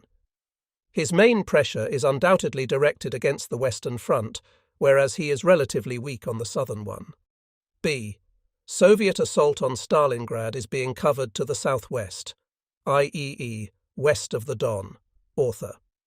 On the Cheer Front, by 5th Tank Army, 12 rifle divisions, 5 cavalry divisions, 2 motorized cavalry divisions, 4 tank brigades, 1 tank regiment, and 2 motorized brigades up, 2 rifle divisions, 4 tank brigades, and 1 motorized brigade in reserve. Immediately to the north, facing the centre and left wing of the Hollet Group, are 3 more rifle divisions. Covering the assault in a southerly direction, east of the Don, is 51st Army, 4 rifle and 4 cavalry divisions, 1 tank and 1 motorized brigade up, 1 tank and 1 rifle brigade in reserve. Reason for concentration of further motorized forces behind this front is still not clear. C. Reconnaissance during the last few days has revealed unloading operations east of Stalingrad and troop movements across the Don to the south, past the eastern front of the Hollet Group. While the Soviet covering front east of the Don has remained largely passive, probably because the concentration of motorized forces to the rear is not yet complete, the enemy has attacked across the Cheer in strength on the Cheer bridgehead and west of the Cheer railway station. On account of the north-to-south movements in front of the Hollet Group, we must expect this attack to be extended further westwards. D. In the fighting to date, the enemy has undoubtedly lost a considerable amount of his armour, but hitherto he has been able to fill the gaps by bringing up new tank regiments, etc. The offensive capacity of his infantry remains low. The effect of his artillery has considerably increased, notably on the western front of Stalingrad. Information about own troops. A. 6th Army. So far, the army has beaten off all enemy assaults, though at the cost of considerable losses. A special report is being submitted on its present fighting capacity. The following were the holdings of the main types of ammunition on 5th December 42nd, given in percentages of primary issues. A primary issue amounted to approximately the amount required for 3 days continuous fighting. Author Sinki Mikatum, vehicle-drawn gun 59% 17 team, 39.4% 8 centi, mortar, 30.8% light infantry gun, 28% heavy infantry gun, 25% and 15 centimeters mortar, 25% light howitzer, 34% under 10 centimeter cannon 19, 21.6% heavy howitzer, 36%. Present ration stocks, with bread cut to 200 grara, will last till about 14 DKL for bread, 20 DKL for the midday meal, and 19 DKL for the evening meal. Despite exemplary efforts of the Luftwaffe, the biggest airlift attained to date was 300 tons on 7th of December, owing to bad weather. Of 188 aircraft used that day, 2 were shot down and 9 failed to return.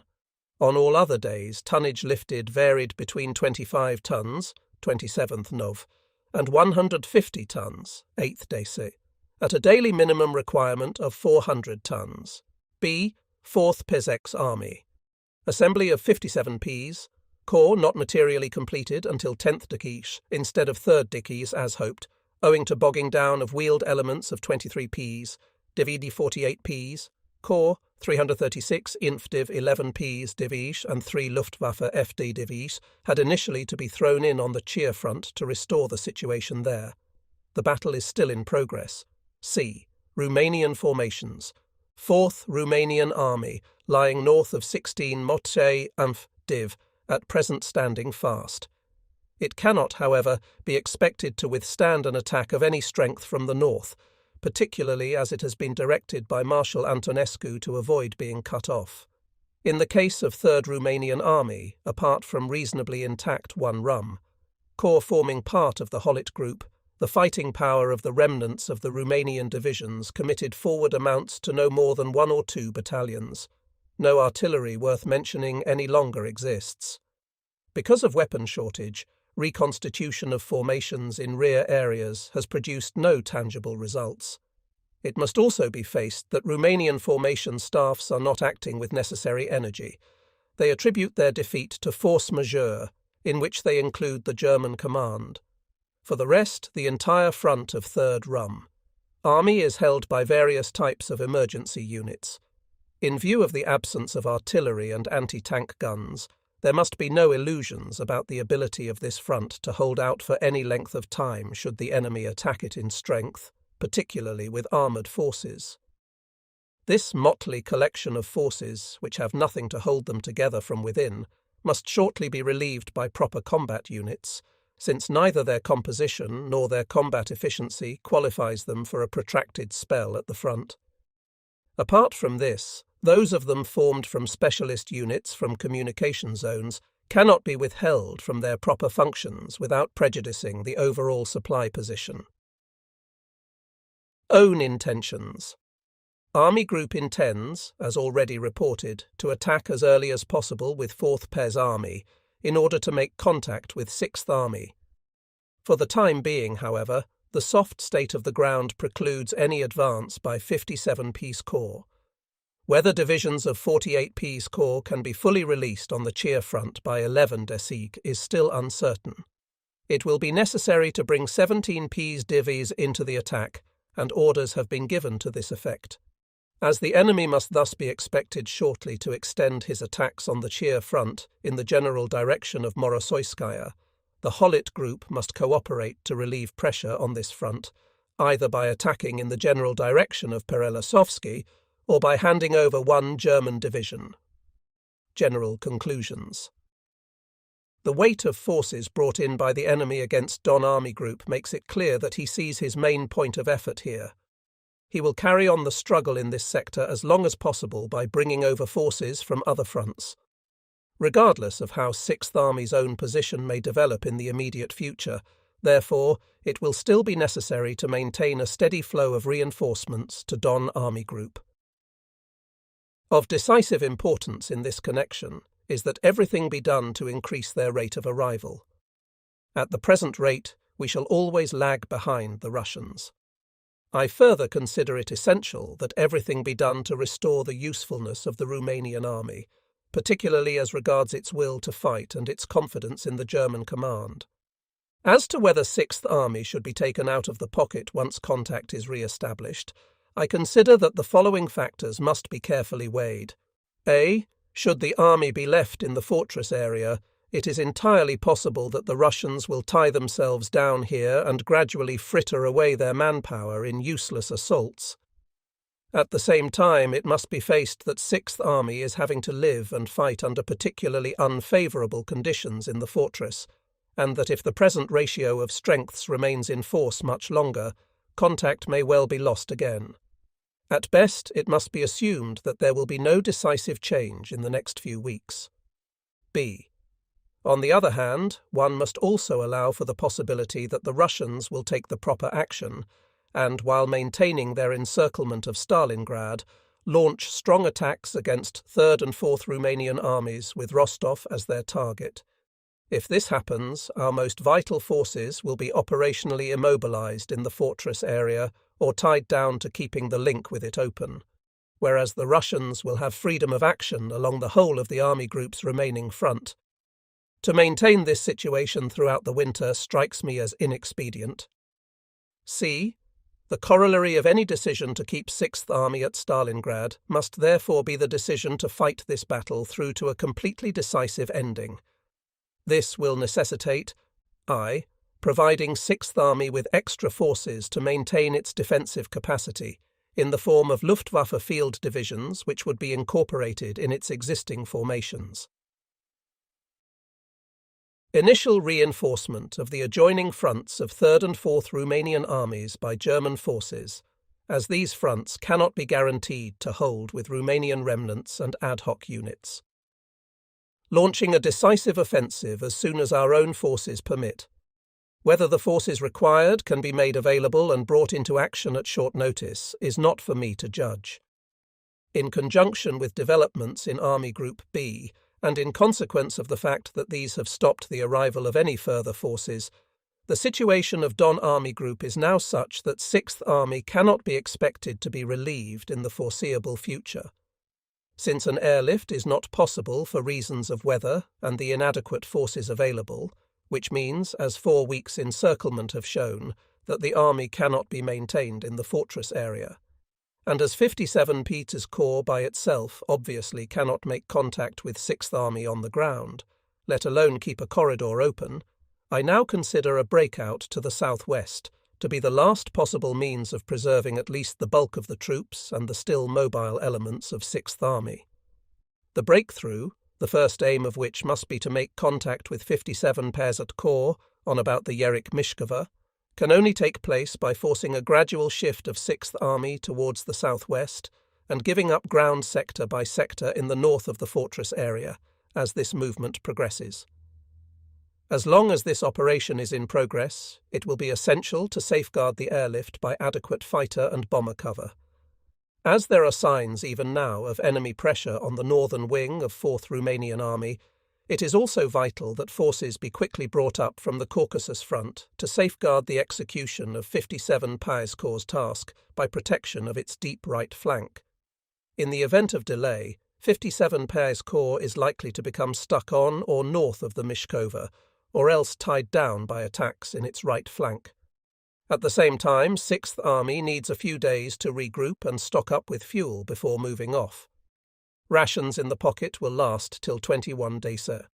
Troops already badly weakened, only 200 grora a day for last fortnight. According to 6th Army, most of the horses have already been put out of action by exhaustion or slaughtered for food. 4th Pesay's Army, 57 Pesay's Corps, has beaten enemy in area Verkhny Kimsky and reached Mishkova at Nizh Kimsky. Attack launched against strong enemy grouping in area Kamenka and north of here. Hard fighting still expected. Situation on Chir front does not permit forces west of Don to advance on Kalach. Chirskaya in enemy hands. 6th Army will begin Winter Tempest attack earliest possible. Aim will be to link up with 57 Peasat Corps, if necessary by advancing beyond Donskaya Tsaritsa, for purpose of getting convoy through. Development of situation may make it necessary to extend task in Para 2 up to Mishkova. Code word Thunderclap. In this case, the aim must likewise be to establish contact with 57 POW's Corps in order to get convoy through, and then, by covering flanks on the lower Karpovka, to bring army forward towards the Mishkova simultaneously with sector-by-sector evacuation of fortress area. It is essential that Operation Thunderclap should immediately follow Winter Tempest attack. Supply by air must be carried out in the main without advance stockpiling. Important to hold Pitomnik airstrip as long as possible. All weapons and artillery which can be moved, primarily guns needed for the fighting, and also any weapons and equipment which are difficult to replace, will be taken along. To this end, they will be moved in good time to the southwest of the pocket.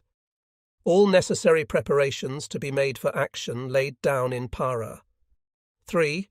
Only to be implemented on express issue of Thunderclap. Air Fleet. 4. Q Branch. 4. War Diary. 5. Draft. Was born in Berlin on 24th of November 1887. His original surname, which he is still entitled to use with the one under which he is better known, was Wehr-Lewinsky, his father being Eduard Wehr-Lewinsky, an artillery officer who ultimately rose to command an army corps. The name Versus-Manstein was acquired after Erich Wehr-Lewinsky's adoption by General Versus-Manstein, his mother's brother-in-law. Erich Versus-Manstein went to school in Strasbourg and then spent 6 years in the Cadet Corps.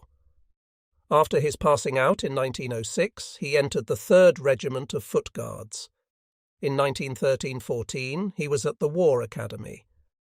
On the outbreak of war, he first served as adjutant of the 2nd Reserve Regiment of Guards in Belgium, East Prussia and South Poland.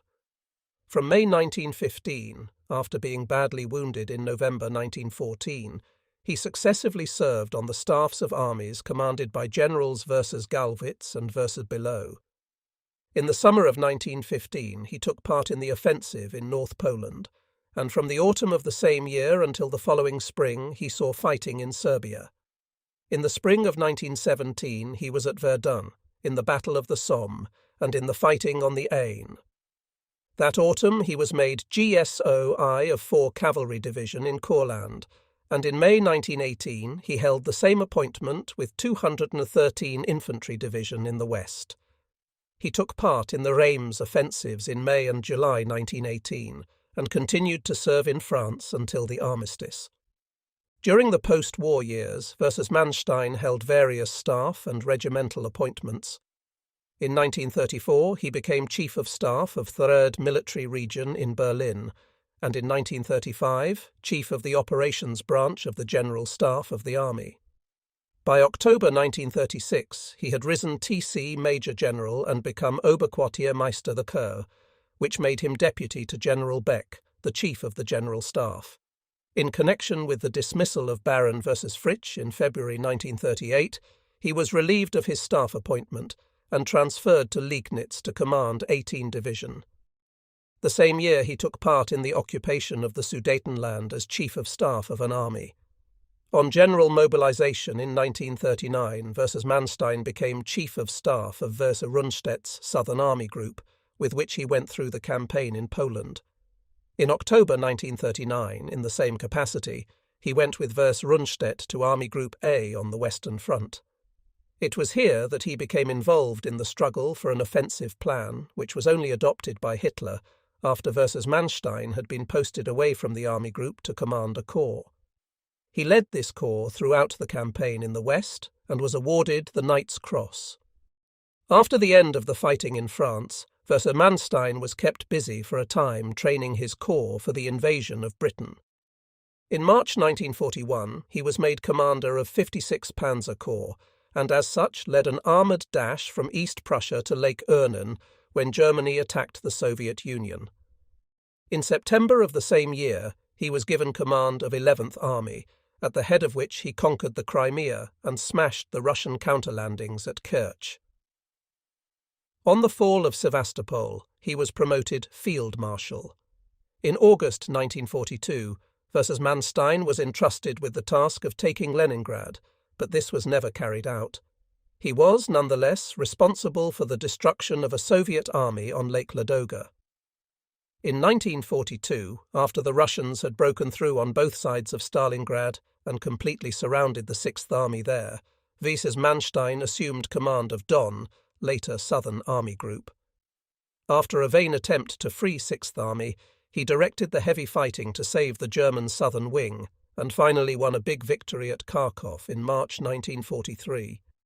For this he was awarded the Oak Leaves to his Knight's Cross. In summer 1943, Vices Manstein took part in the last German offensive in the east, Operation Citadel.